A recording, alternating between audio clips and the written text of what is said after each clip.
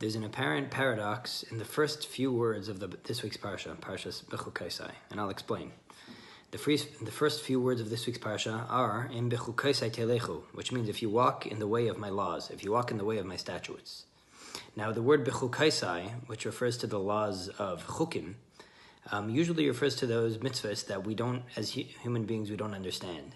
The classic one being the red cow, the red heifer, or shatnez, let's say, wearing woolen, not to make clothing out of wool and linen. Those mitzvahs that just seem transcendent just because God says so, so we do them. Out of bittul, out of humility, and out of self-nullification, we are humans, and we follow the will of Hashem without asking too many questions. So the word Bechukosai seems to represent putting oneself aside, humbling oneself and putting oneself aside, nullifying oneself to the will of God. In fact, the word Bechukosai, the Alter Rebbe, compares to engraved letters. One becomes engraved with Hashem, engraved with Torah. The difference of engraved letters versus written letters is written letters are ink on paper. The letters have an entity. They are their own ink. They're not just one with the paper, completely nullified to the paper. But engraved letters, like letters engraved on a stone, there isn't even a concept of the letters. All they are is the engraved stone. So Bechukosai represents a tremendous level of giving oneself over to Hashem and not taking space for yourself. But the word telechu means to be on the move, to be going, go in my way. The word telechu seems to represent ambition, someone who flexes his muscles and is a go-getter and is a high accomplisher and someone who succeeds. And this sentence, in Bechukosai telechu, if you walk in the ways of my statutes, seem to represent two opposite character traits. The character trait of nullifying myself and humbling myself to Hashem, being small, and telechu, which means being ambitious and being creative and flexing my muscles as much as possible. So how do those two work together? How can we say in Bechukosai telechu, if you walk in the way of my statutes, in other words, to walk and be ambitious within being humble and nullified? So the lesson over here is actually twofold, that we could learn from what Torah thinks and teaches us about humility and self-nullification, bittul, and what Torah teaches us about success. And there's a counterintuitive lesson to both sides of this pasuk. First of all, we should learn from this paradox that bittul and humility doesn't mean thinking less about oneself, as the famous saying goes. Bittul and humility means thinking about oneself less. Yeah, bittul doesn't mean thinking less of yourself, it means thinking about yourself less. Bittul does not mean someone who is small, and that someone feels small. Bittul means someone that notices the bigness of life, and instead of translating their life and defining themselves by their own ego, by their own smug ego and comfort zone, by what they think they're capable of. Bittul means to humble oneself and to see themselves to what God thinks they're capable of. To not view themselves through their own lenses, but to see oneself through God's image, through God's lenses. In other words, bittul shouldn't even be defined as humility, or it's a hybrid of humility and tremendous self-esteem. Noticing oneself as an ambassador and as a ray of God. God is infinite, and his ray to this world are human beings, the Jewish people.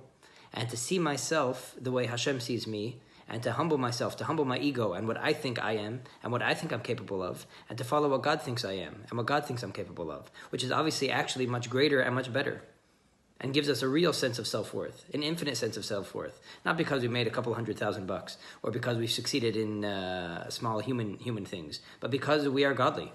Our life is important, and we are created in the image of God. And bittul is actually raising oneself above one's ego. We call it humility, and it is humility. It is humble to not see oneself through the eyes of our ego. It's very hard. But bittul doesn't mean someone who is a shmata and someone who is a trampleable, subdued person that doesn't do much. Bittul in Torah means someone that's plugged into life's electricity, someone who's plugged into Hashem with strong commitment, and if a machine is plugged into the electricity strongly, or if a mirror is reflecting the light from very close and not moving from there, being humble towards reflecting the light, then brilliant light is going to reflect from there, and tremendous electricity in life is going to flow through him. The result of bittul is actually quite big, quite ambitious, and quite successful. There's an interesting story that I think reflects this. There was during the times of the debates of the Chassidim and the Masnagdim, there was one such debate about knives for shechita, for shechting animals, kosher ritual slaughter. And the debate was a bit heated, and it was taken between some members of the community. And they told, some of the Masnagdim told the Chassidim, who are you to tell us how to have shechita knives with the hider that you want? You guys don't even know how to learn. And one Chassid got up and said, if we don't know how to learn, I know the whole Shas, I know the whole Talmud with Rashi, Tosfos, and Marsha. Test me. And they tested him, and he actually knew it. And that definitely made a mark and got a point across. And if I remember correctly, they actually gave in the city towards following the Chassidim's preference for the shechita knife. But the other Chassidim went to this Chassid and said, hold on, we're Chassidim. We focus on humility and bittul. And how are you just going to go up there to the whole community and say, I know the whole Shas, I know the whole Talmud? Isn't that flaunting your ego? And to which the Chassid responded, what should I do if the Rebbe said that for this hider, for this practice of the proper shechita knife, we should go on Mesiras Nefesh, we should go on self-sacrifice. Self-sacrifice sometimes means being able to flex myself and show my greatness when necessary, because it's not about me. It's actually ultimately humble if I could show my greatness, not about me, but because there's a divine kavanah over here that I need to get God's will across, and I will do that at all costs. And I'll use all my talents, not for fulfilling my own sense of self and ego, but to get that point across. It actually allows oneself to flex themselves to the ultimate and greatest degree. That is how Bechukosai leads to Telechu. But not only is this a lesson in how to view humility and bittul, this is also a lesson in how to view Telechu and ambition and success. We succeed much more when we are batul and humble than we do when we are ego-centered. There's a famous study or talk from the famous author Stephen Covey, who I believe is how you pronounce his name, the author of 7 Habits of Highly Successful People, who was a business professor. And he would tell his students to write down on 2 lists, the social mirror and the divine mirror. The social mirror is how they think people think of them. With which descriptions do they think that their friends and peers and people that know them describe them? And then in the divine mirror, to think, what does God think of them? And how do you think God describes you? And he said 2/3 of the people define themselves by the social mirror. Only 1/3 of people define themselves by the divine mirror. And he said only those that define themselves by the divine mirror are cut out to be a leader.